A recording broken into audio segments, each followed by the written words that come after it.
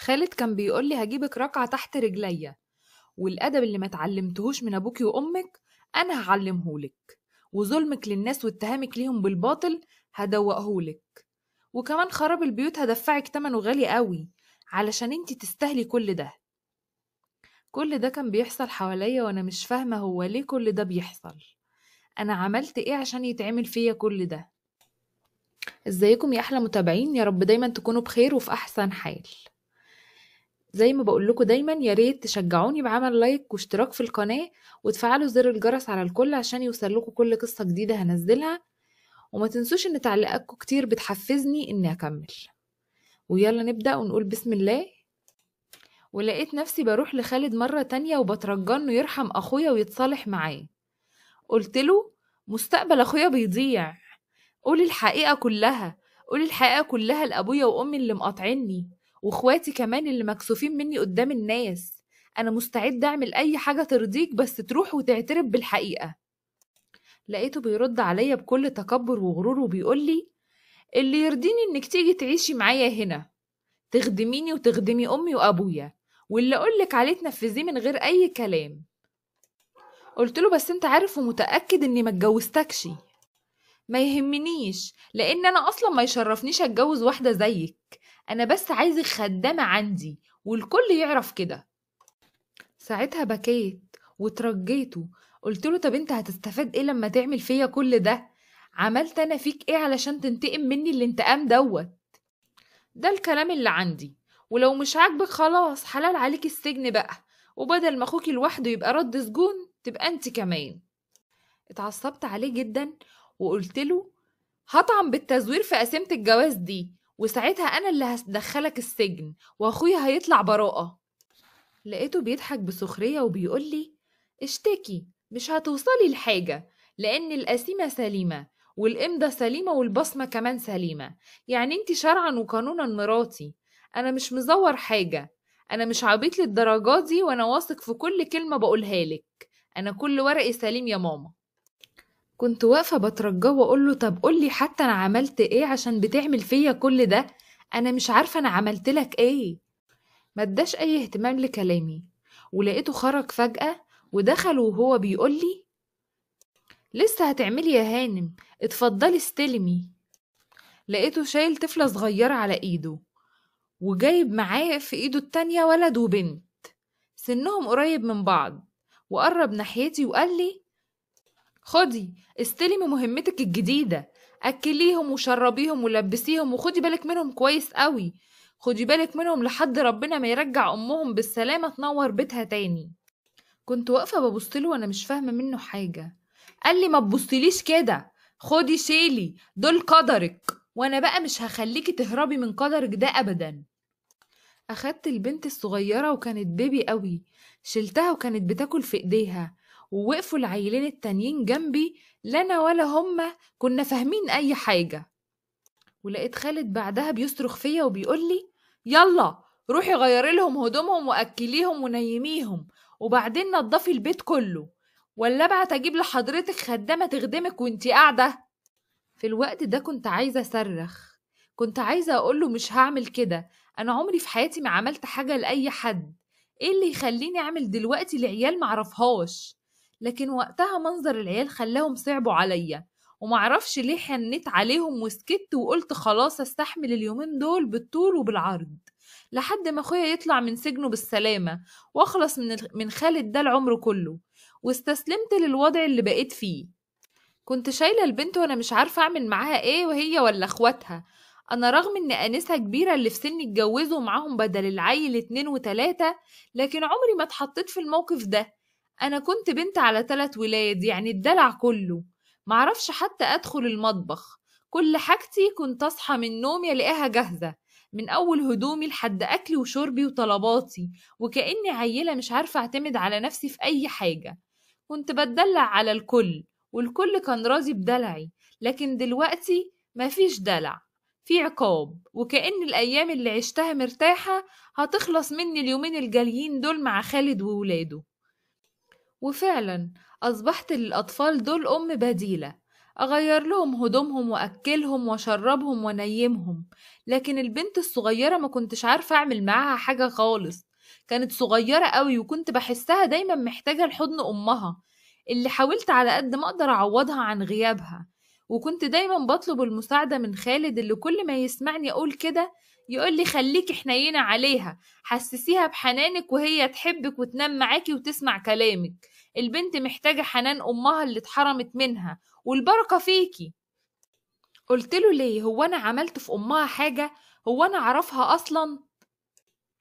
قال لي عملك اسود ومنيل، ما كنتيش تعرفيها وأذيتيها، أمال لو كنتي تعرفيها شخصيا كنتي عملتي فيها إيه؟ كان كل شوية يهددني ويخوفني ويقولي هدفعك التمن غالي عشان تحرمي تعملي أي حاجة زي كده تاني مع أي حد، سواء تعرفيه أو ما تعرفوهوش. وكان كل كلامه ليا دايما لوم واتهام، إن أنا السبب، بس في إيه؟ ما قدرتش أعرف بيتهمني دايما ليه. ودايما كان بيتهمني إني دمرت حياة ناس بدلعي واستهتاري. بس مين الناس دول؟ كل ما أسأله ما يردش عليا. دماغي كانت واقفة عن التفكير، كنت ناسية حتى امبارح انا اكلت ايه.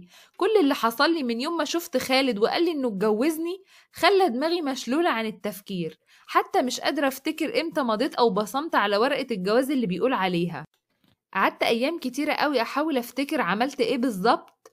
معرفتش في وجودي في بيت خالد ومع ولادي وجوازي منه اللي معرفش حصل ازاي خلاني كنت قربت اتجنن، وانا بحاول افتكر اي حاجة توصلني للي حصل لي ده وان هو بيعمل معايا كده ليه، لكن فشلت. عشت في بيت خالد ومع ولاده حوالي اسبوع، وكل ما اقوله روح اتنازل عن المحضر اللي مقدمه في اخويا يقول لي بكرة بكرة. قلت له انا عملت اللي قلتلي عليه وعشت معاك خدامة انت وولادك، عايز ايه مني تاني؟ يقول لي عايزة اذلك وادوقك الظلم عشان تحرمي تظلمي حد تاني. قلت له انا زهقت، طب فهمني انت بتعمل معايا ليه كده؟ قولي ظلمت مين وغلطت مع مين وانا اصلح اي حاجة انا عملتها على طول. يرد ببرود ويقول لي يا سلام، تظلمي ناس وتتهميهم ظلم وتخربي بيوتهم وبكل بساطة مش فاكرة؟ أنا بقى هفكرك واحدة واحدة على مهلك، أنا مش مستعجل، هخليكي تفتكري لما تعيشي في البيت عندي خدامة وتكفري عن كل ذنب انت عملتيه. بعد فين وفين خالد راح يتنازل عن المحضر، واخويا خرج ورجع البيت، بس انا ما زلت عايشة في بيته مع اولاده خدامة ومن غير اجرة. وكل ما اقوله سيبني ارجع البيت وتعالى قولي الحقيقة لابويا وامي واخواتي انا تعبت، يقولي وانتي لسه تعبتي؟ التعب جاي جاي ما تستعجليش. عشت ايام سودا في بيته، كان بيصحيني الساعة 7 اقلع والبس واكل واشرب الولد والبنت الكبار، وبعدها ياخدهم هو ويوديهم الحضانة، وادخل اغسل هدومهم واروق اوضتهم واطلع اروق اوضة خالد واغسل هدومه. وقبل ما ادخل المطبخ البنت الصغيرة تكون صحيت اغير لها واكلها واشيلها على ايدي وادخل بيها المطبخ اعمل الغدا. بعد الظهر خالد يرجع بالعيال ادخل اغير لهم واكلهم ونيمهم، وبعد كده اخرج احضر الغدا لخالد واخد هدوم اغسلها واروق المكان كله، وادخل المطبخ انضفه واحضر الرضعة للبنت الصغيرة اللي كانت دايما تنام بعد الظهر في حضن خالد وتنام في حضني انا بالليل. بس رغم التعب اللي كنت بتعبه إلا إني حسيت إني بقيت واحدة تانية، اتغيرت وتحملت المسؤولية وبطلت أطلب من خالد إنه يرجعني بيتنا، لكني بدأت أتعود على حياتي الجديدة. كنت دايما بقارن حياتي في الأول وحياتي دلوقتي. في الأول كنت بصحى على صوت أمي وهي بتقولي قومي يا سمية الفطار جاهز، لكن دلوقتي بصحى على صوت البنت الصغيرة وهي مش عارفة تنطق وتقولي ماما وبتلعب في وشي. كنت في الأول بقعد آكل وأقوم حتى ما كلفش نفسي أشيل باقي الأكل، لكن دلوقتي بحضر الأكل بنفسي وبشيله وبنضف مكانه كمان. في الأول أمي كانت تحطلي هدومي متطبقة في دولابي وتروقلي أوضتي وتديني الفلوس اللي كنت بطلبها، لكن دلوقتي أنا بغسل وأطبق وأدي المصروف كمان. كنت في الأول عايشة متدلعة ومستهترة ومش شايلة هم البكرة، لكن دلوقتي شايلة هم بكرة وبعده وبعده مع العيال دي. في الأول كنت بخرج وادخل براحتي ومحدش يسألني رايحة فين ولا جاية منين، لكن دلوقتي مقدرش أخطي برا خطوة واحدة لأنه بقى في 3 عيال في رقبتي وملزمين مني. عشت في بيت خالد إن أعمل كل ده في الأول كان بالغصب، لكن دلوقتي بقى بالرضا. بعمل كل حاجة برضايا وما ادهوش فرصة أبدا إنه يتأمر عليا ويقول لي اعملي كذا واعملي كذا. كنت بعمل من نفسي وكأني فعلا متجوزة خالد وولاده دول ولادي وإن أمهم الحقيقية، لحد ما في يوم جه خالد وقال لي جهزي نفسك انتي والولاد علشان هنسافر نزور أختي وأمي. ما ترددتش ثانية واحدة ووافقت ورحت معاه، ويا ريتني ما رحت ولا سمعت اللي سمعته ولا شفت اللي شفته.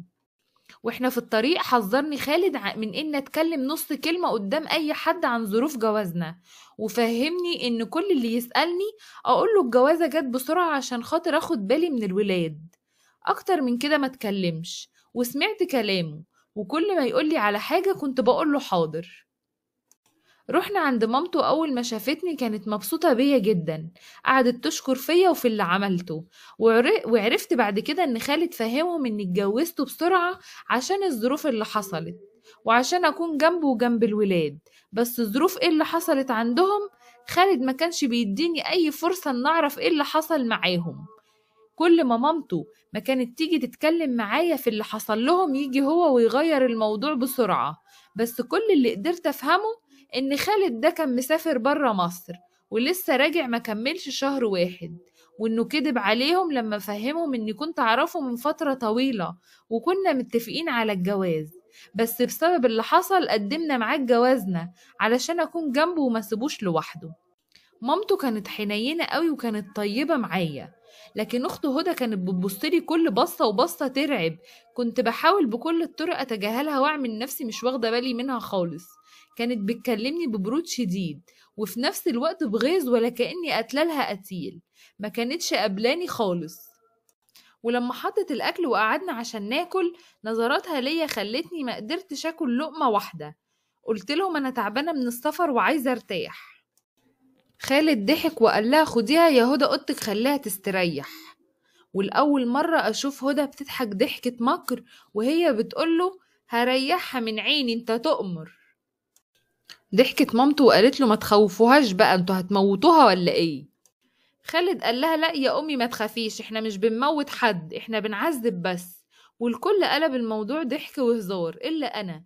الخوف سكن جوايا وسيطر عليا وما كنتش قادرة أقول كلمة واحدة.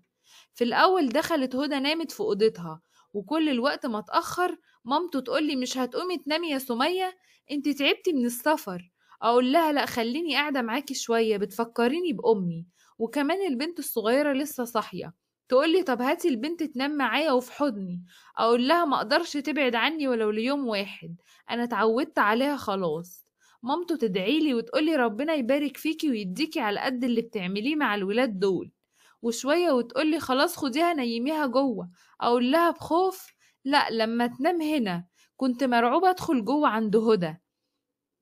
وخالد قاعد كل شوية يبصلي ويضحك على منظري وأنا ميتة من الخوف والرعب وكأنه فرحان فيا وباللي بيحصل لي، وجابني هنا مخصوص علشان يخوفني أكتر ما أنا خايفة منه.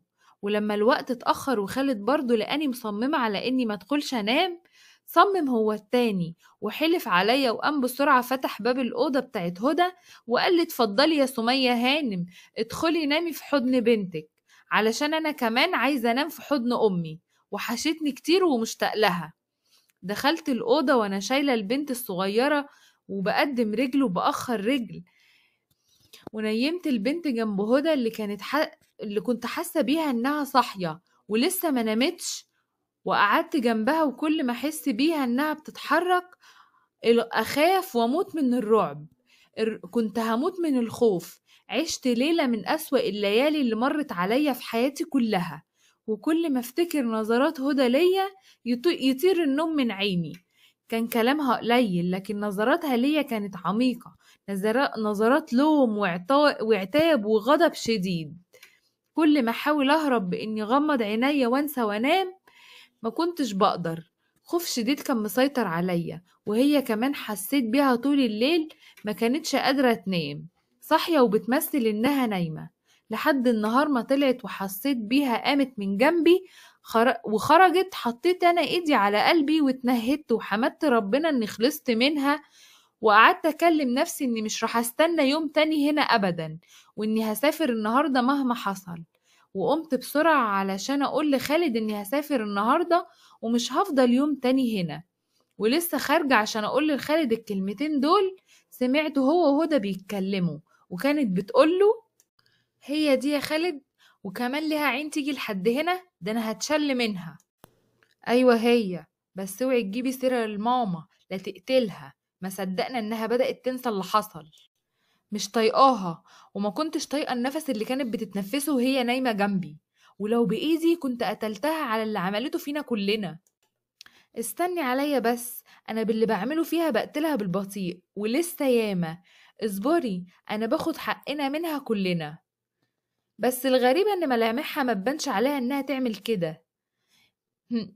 قناع يا ماما، ما شفتهاش اول يوم جت عندي في البيت كانت نافشة ريشها ومتكبرة ومغرورة ومناخيرها كانت رافعاها في السما ازاي؟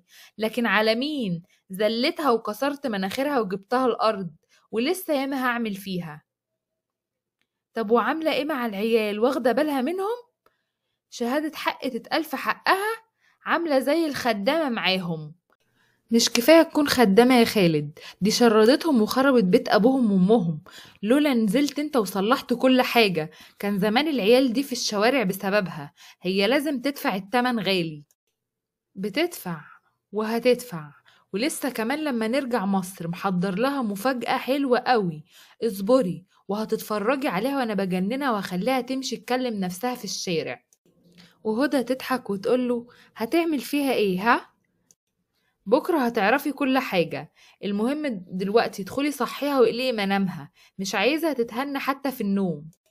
كنت واقفة اسمع الكلام ده ودموعي عمالة تنزل مني، وانا بسأل نفسي عملت ايه عشان يتعمل فيا كل ده؟ ده حتى ربنا بيسامح، وممكن ما يعاقبش العقاب اللي عاقبني بيه خالد. والذل والخوف اللي عيشني فيه فترة طويلة. أعصابي اتدمرت وقربت أتجنن وأنا مش فاهمة هو ليه بيعمل معايا كده، ومش راضي يقولي لحد دلوقتي ايه اللي أنا عملته استاهل عليه العقاب ده. استنيت لما هدى خرجت من عنده ودخلت له وأنا مكسورة. كنت حزينة قوي على اللي بيحصل لي، وطلبت منه إن أرجع مصر النهاردة. والغريبة إنه قال لي إن هو أصلا كان هيقولي الكلام ده، وطلب مني أحضر نفسي وأحضر الولاد بسرعة. وافتكرت كلامه الهدى إنه محضر لي مفاجأة لما أرجع مصر. وطول الطريق كنت بفكر يا ترى هيوريني إيه تاني، محضر لي إيه المرة دي. وصلنا البيت ولسه بيفتح باب الشقة، واتصدمت من اللي شفته بعناية. يا ترى ايه اللي هيحصل في الحلقة الجاية؟ عايزاكم تخمنوا سمية شافت ايه وايه اللي هيحصل. ولهنا نكون وصلنا لنهاية حلقتنا. دمتم بخير والسلام عليكم ورحمة الله وبركاته.